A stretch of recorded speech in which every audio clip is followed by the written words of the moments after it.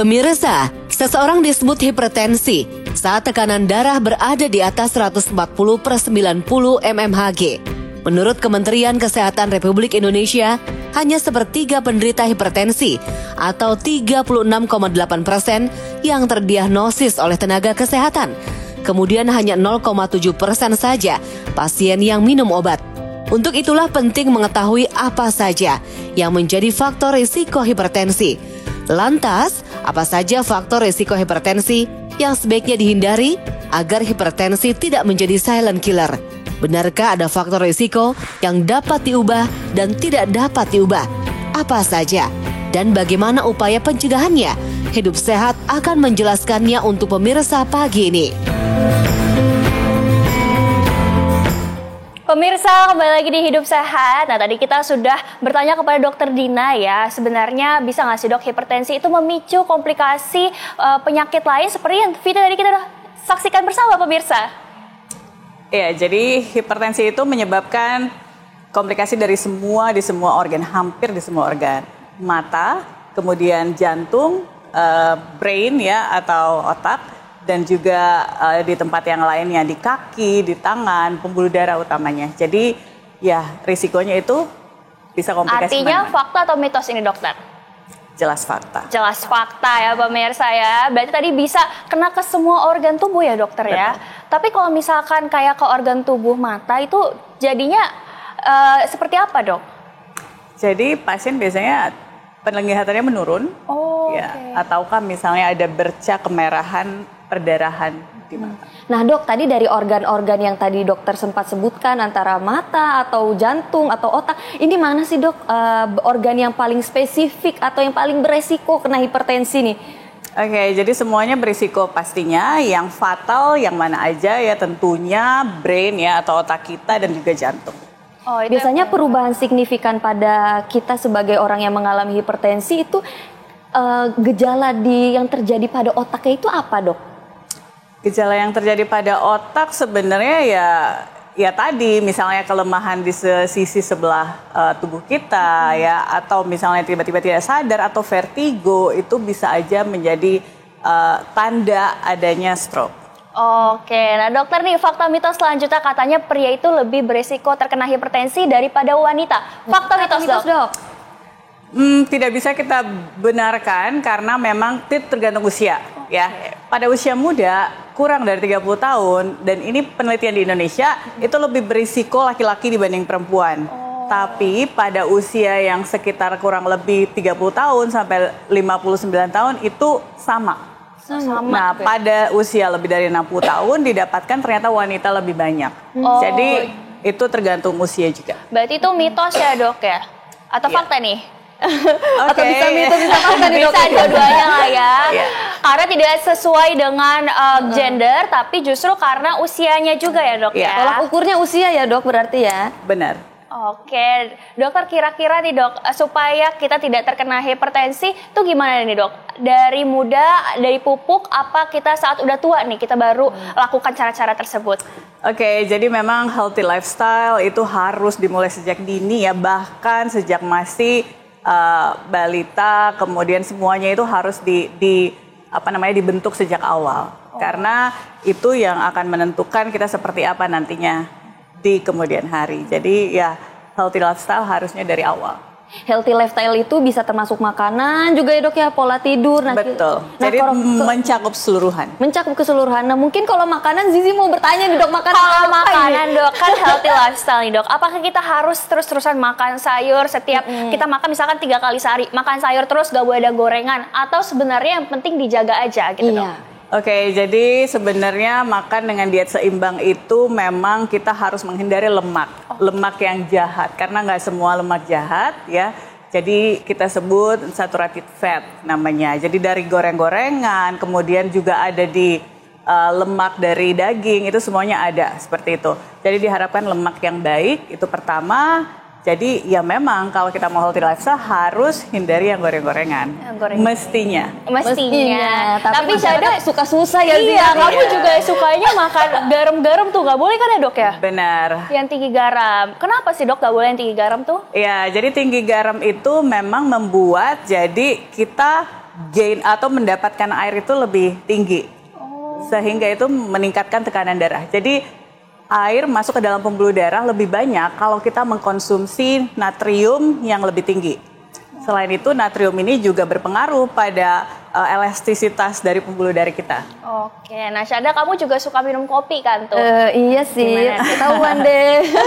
Kopi gimana tuh Syahda? Emang kamu boleh minum kopi Nah sering-sering? ini aku mau nanya langsung nih Zi ke dokter. Nah kira-kira kalau kopi nih dok, kira-kira ada pengaruh nggak nih ke masyarakat yang mungkin mengalami hipertensi? Boleh nggak sih sebenarnya minum kopi atau jangan banyak-banyak gitu?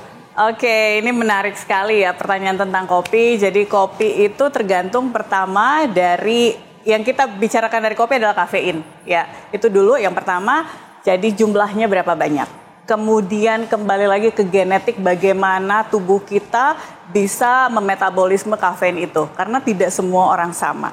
Jadi ada 2 faktor itu yang paling penting. Dan apakah kafein ini tidak boleh diberikan pada pasien yang hipertensi? Memang penelitian hipertensi itu bisa meningkat setelah minum kopi. Sehingga apabila kita mau memeriksakan tekanan darah harus tidak boleh setelah minum kopi 1 jam. Jadi jaraknya 1 jam. Jaraknya 1 jam, Ya. baru cek darah gitu dok? Betul, cek tekanan darah. Karena dia bisa meningkat secara tidak permanen. Dia hanya sesaat, tapi dia nanti turun lagi. Tapi pada pasien yang memang tekanan darahnya sulit sekali terkontrol, biasanya harus minum 5 jenis obat, itu diharapkan ya menghindari kafein. Oh gitu. Nah ini dokter menarik nih. Tadi dokter bilang terhadap pasien yang harus minum 5 jenis obat itu harus dikontrol lagi. Nah, apakah bagi orang-orang yang memiliki riwayat penyakit hipertensi ini harus terus-terus minum obat dari resep dokter atau gimana? Itu fakta atau mitos dokter? Oke, itu menarik sekali juga pertanyaannya. Jadi penelitian di Johns Hopkins melihat kurang lebih 1.000 pasien itu dengan healthy lifestyle yang tadi kita udah jelaskan, itu bisa membuat kurang lebih 40% pasien tidak mengkonsumsi obat lagi. Tapi tentunya itu ada derajat hipertensi ya. Ada derajat hipertensi yang kita akan lihat. Mungkin derajat awal healthy lifestyle boleh. Maksudnya sangat membantu sekali, tidak perlu minum obat akhirnya. Tapi dengan misalnya tekanan darah yang sudah grade 2 ke atas biasanya harus dengan obat. Oke, ini menarik sekali ya Syahda ya. Tadi udah bahas kopi, bahas garam, bahas obat tiba-tiba ya. Asik. Kita akan gali lagi ya dokter ya, tapi setelah yang satu ini. Pemirsa, tekanan darah tinggi atau disebut juga dengan hipertensi adalah kondisi ketika terlalu banyak darah yang dipompa di arteri. Sementara tekanan darah rendah atau hipotensi adalah kondisi ketika darah tidak sepenuhnya mengalir ke otak, arteri, dan organ tubuh. Lalu, manakah yang lebih berbahaya ketika terjadi? Hipertensi dan hipotensi sama-sama berisiko menyebabkan komplikasi penyakit dalam jangka panjang. Hal ini pun dapat memberikan pengaruh buruk pada organ tubuh. Pada pengidap hipertensi, jenis komplikasi yang sering terjadi adalah kerusakan pada pembuluh darah yang memicu serangan jantung, gagal jantung, hingga masalah ginjal. Sementara pada hipotensi, komplikasi yang sering ditemui adalah tubuh yang terlalu lemas dan cenderung tidak bertenaga.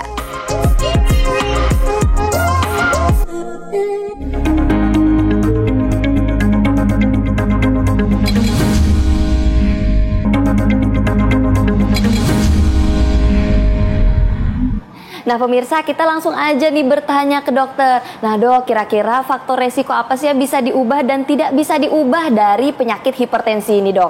Iya, jadi hipertensi itu ada faktor yang bisa diubah dan tidak bisa diubah. Yang tidak bisa diubah adalah genetik, kemudian etnis, kemudian gender, kemudian usia. Jadi itu ada 4 faktor. Ada 4 ya dok. Nah tadi dokter bicara soal etnis. Nah kira-kira etnis mana nih dok? Dan kenapa kok etnis bisa berpengaruh nih dok? Iya, jadi etnis di penelitian itu yang paling tinggi risikonya adalah African American, ya. Itu kenapa? Itu mungkin juga terkait sama genetik yang paling penting ya. Kedua juga tentunya lingkungan. Jadi genetik dan lingkungan yang berperan. Oh, jadi mungkin karena African American mungkin pola hidupnya berbeda kah? Atau seperti apa dok? Iya, kemungkinan berbeda ya. Mereka kan ya beberapa yang high alcohol consumption dan lain-lain ya. Itu tidak bisa kita jelaskan sepenuhnya sebenarnya. Oh, oke. Berarti termasuk pola makan juga, pola hidup, pola makan gitu ya dok ya. Nah dokter, terakhir dong dok, tips kepada pemirsa gimana sih caranya dok agar tidak terkena hipertensi? Untuk menghindari atau mencegah hipertensi ada beberapa yang bisa pemirsa lakukan. Yang pertama adalah memperbaiki pola hidup ya. Perbaiki pola hidup membuat supaya berat badannya ideal. Jadi mencapai berat badan ideal. Kemudian kedua adalah olahraga teratur. Kemudian ketiga adalah makan makanan yang sehat dengan gizi seimbang. Yang keempat adalah menghindari alkohol. Ya. Bukan menghindari ya, menurunkan konsumsi alkohol, jadi jumlahnya harus dikurangi, kemudian stop merokok dan juga mengurangi asupan yang tinggi natrium. Oh, luar biasa ya, Syahda. Bisa nggak tuh diterapin sehari-hari, Syahda? Bisa dong, kita harus bisa sih. Kita sehat ya, Syahda ya. Apalagi kita masih muda ya, dokter ya. Pasti bisa. Nah, harus pemirsa, konsisten. Iya dokter, tidak terasa kita sudah 30 menit berbincang-bincang nih ya, seru sekali. Tapi sayang sekali kita akan lanjut lagi pemirsa, terus saksikan Hidup Sehat setiap hari Senin sampai Jumat pukul 9.30 waktu Indonesia Barat bersama saya Zinka Neila. Dan saya Syahda Yostiza pemirsa, mewakili kru yang bertugas bersama juga terima kasih dengan dokter. Terima kasih dokter. Indonesia Hidup Sehat.